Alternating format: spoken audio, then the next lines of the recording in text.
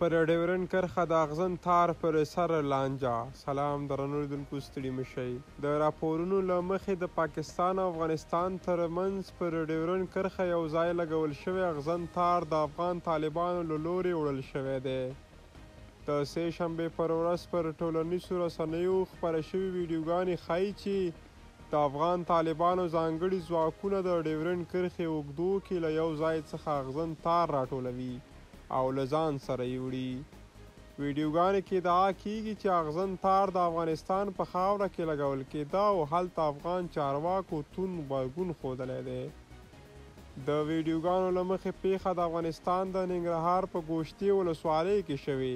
دا سیمه د خیبر پښتونخوا قبایلي سیمې مومندو سره تړلې ده. د یادونې وړ ده چې د افغانستان او پاکستان ترمنځ ډیورنډ کرښه 2400 کیلومتره اوږدوالی لري او پاکستان څو کاله وړاندې پرې د کټارو او اغزن تار لګول پیل کړي دي.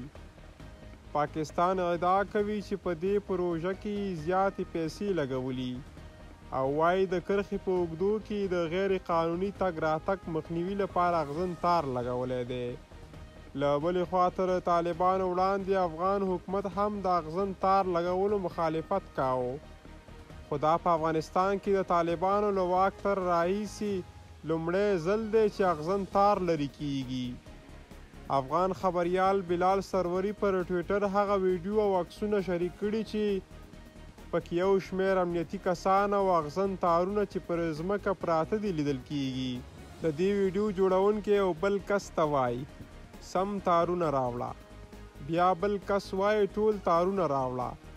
په ټولنیزو رسنیو خپره شوي ویډیو کې یو سړی چې تر ځان یې څادر تاو کړی ښکاري چې ظاهراً پاکستاني چارواکو ته خبرداری ورکوي چې افغانستان ته دې نه ننوځي.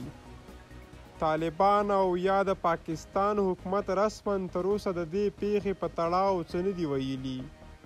دا لومړی ځل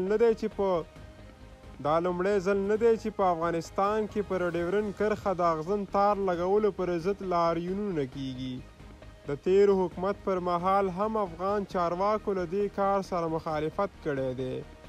پر کرښه د اغزن تار لګولو پر مهال د افغانستان له لوري څو ځله بریدونه شوي چې په ترڅ کې پاکستاني لوري ته هم مرګ ژوبله اړولې ده.